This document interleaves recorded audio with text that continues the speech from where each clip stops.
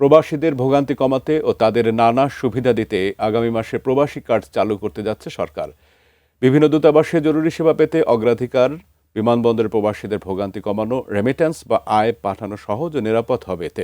এছাড়া মালয়েশিয়ার শ্রম বাজারকে সিন্ডিকেট মুক্ত করে নতুন করে চালুর বিষয়ে কাজ করছে সরকার।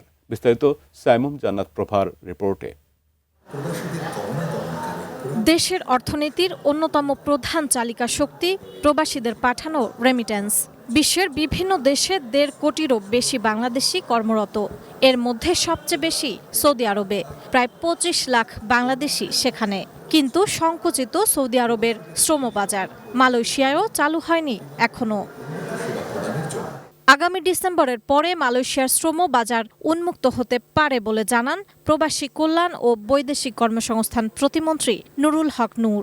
মধ্যপ্রাচ্য সহ গুরুত্বপূর্ণ শ্রম বাজার সম্প্রসারণে কাজ করছে সরকার, জানালেন তিনি। বর্তমান সরকার চেষ্টা করছে যে মালয়েশিয়ার শ্রম বাজার নিয়ে এতদিন ধরে যে বিতর্ক বা যে প্রশ্নগুলো আসছে সেটা যেন আমাদের সময় না তৈরি হয়। আগের পরিস্থিতির চেয়ে একটু স্বচ্ছভাবে আমরা এইবার খুলতে চাচ্ছি। ওই আগের চুক্তিটার মেয়াদ হচ্ছে এই বছর ডিসেম্বর পর্যন্ত, তো কাজেই হয়তো এই কারণে একটু ডিলে হচ্ছে। তবে অভিবাসন ব্যয়, দালাল চক্রের প্রতারণা, চুক্তি অনুযায়ী বেতন না পাওয়া কিংবা বিদেশে বিভিন্ন ধরনের হয়রানির অভিযোগ এখনো রয়েছে। এ সমস্যা সমাধানে সরকারি উদ্যোগ আরও জোরালো করার দাবি ভুক্তভোগীদের। অন্যদিকে নিজেদেরকে সচেতন হয়ে বিদেশে যাওয়ার পরামর্শ দিলেন প্রবাসী কল্যাণ ও বৈদেশিক কর্মসংস্থান প্রতিমন্ত্রী।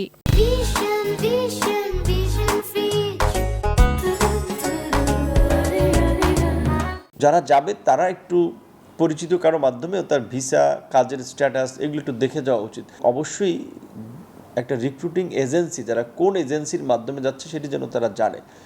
কারণ হচ্ছে রিক্রুটিং এজেন্সির মাধ্যমে গেলে তাদের বিরুদ্ধে অভিযোগ দিলে আমরা তাদের বিরুদ্ধে ব্যবস্থা নিতে পারি।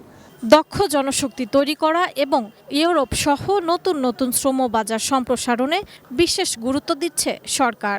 জাপান, দক্ষিণ কোরিয়া, মরিশাস ও ওমানের মতো দেশগুলোতে নতুন কর্মসংস্থানের সুযোগ তৈরি হচ্ছে, সুখবর দিলেন প্রতিমন্ত্রী। ফিজি, সাউথ কোরিয়া, এখানে সাউথ কোরিয়া আমাদের একটা ভালো বাজার, মৌসুমী শ্রম বাজার ক্ষেত্রে। এখানে আমরা আরও বিভিন্ন শহরের সাথে বাংলাদেশের বিভিন্ন শহরের এমইউ করার মধ্য দিয়ে এখানে আরও কীভাবে সহজে লোক যেতে পারে সেই চেষ্টাটি আমাদের চলছে। শুধু নতুন শ্রম বাজার সৃষ্টি নয়, বিদেশগামী কর্মীদের নিরাপদ অভিবাসন, কম খরচে কর্মসংস্থান এবং বিদেশে তাদের অধিকার ও কল্যাণ নিশ্চিত করাই সরকারের বড় চ্যালেঞ্জ।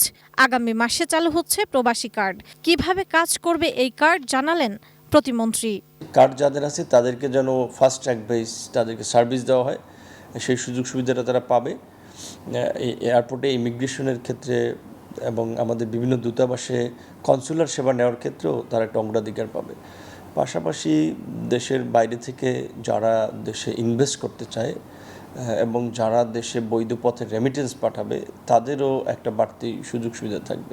তার অ্যাকাউন্টেই টাকা রাখতে পারবে, পাশাপাশি তার অ্যাকাউন্ট থেকে বাংলাদেশের যে এমএফএসগুলো আছে, মোবাইল ফাইন্যান্সিয়াল সিস্টেম, এগুলো ইউজ করে সে ওখান থেকেই কিন্তু তার প্রিয়জন পরিবারের কাছে প্রত্যেক মাসে কিংবা যখন তার প্রয়োজন টাকা পয়সাও পাঠাতে পারবে।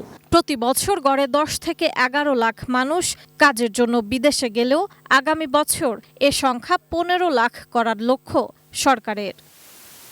সাইমুম জান্নাত প্রভা, এটিএন নিউজ, ঢাকা।